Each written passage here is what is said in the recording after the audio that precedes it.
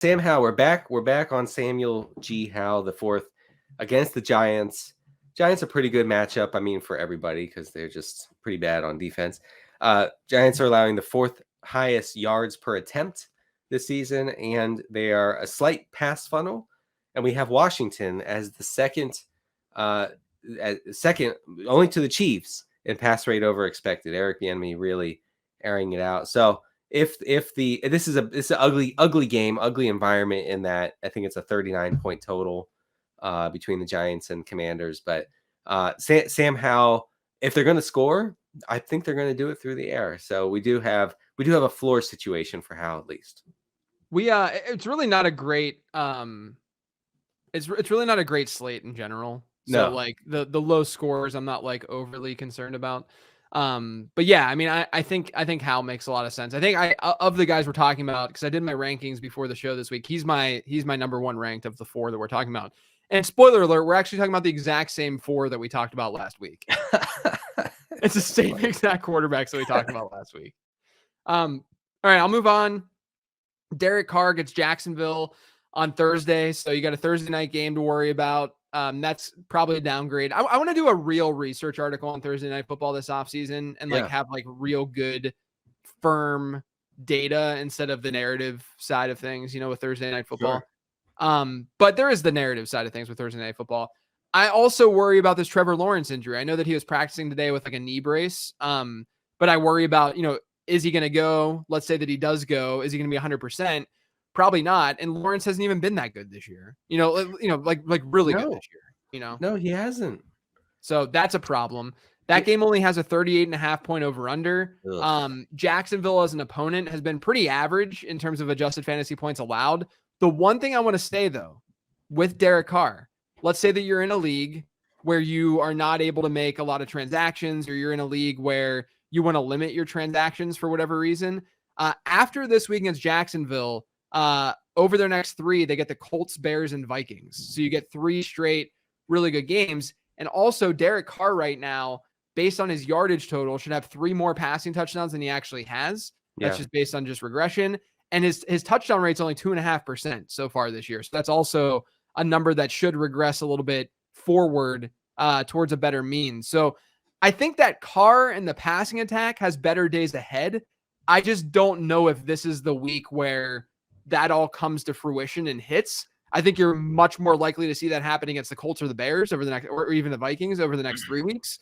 But Carr to me is like a mid-range QB2, given the environment this week at quarterback. Also, the Jags are a pretty extreme pass funnel, so you might have that going for you if the game gets going back and forth, or if the Saints fall behind here, he could have a lot of volume on his side.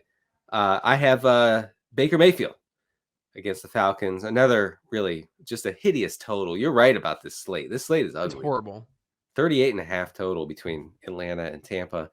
So the Bucks basically don't have a running game. I don't know if you guys have noticed that. They just literally don't even try anymore because Rashad White is not doing it, and Keyshawn Vaughn is not doing it, and Sean Tucker has been launched into space, I believe.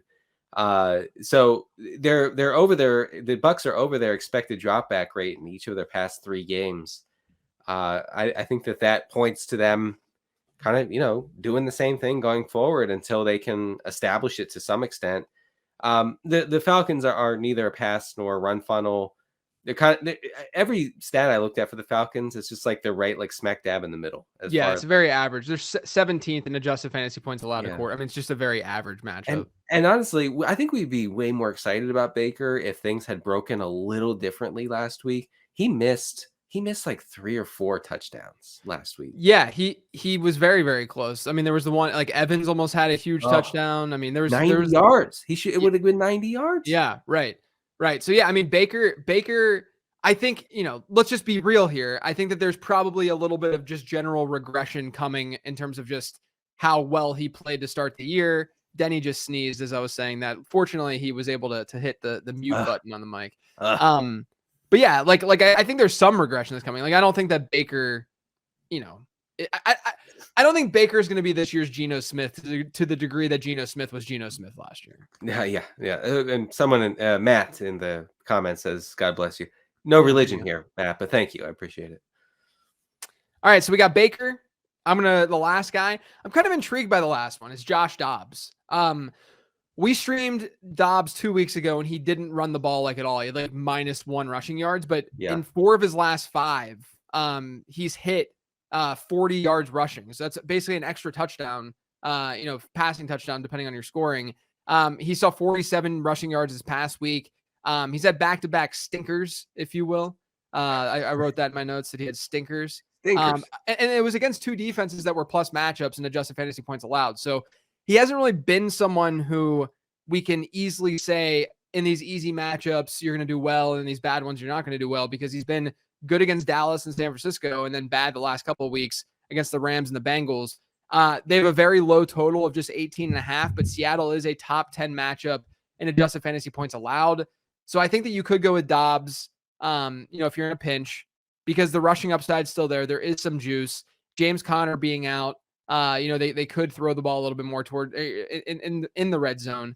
And then, Seattle's a good matchup, and there could be a negative game script, and maybe we see some scrambling and all that kind of stuff. That doesn't necessarily result in touchdowns, which is why we see the 18.5 point total, but could still accumulate into a nice fantasy day. By the way, talking about the Cardinals, Marquise Brown last week against the Rams, 190 air yards, led all pass catchers in that category, 34 real yards. So yeah, that was rough, dude. My Apex team last week, I had like David Montgomery, Puka Nacua, Marquise Brown. I had every underachiever known to man. I scored the least amount of points in the league this past week. But you know what? Regression's on your side now, brother. Yeah, that's true. That's true.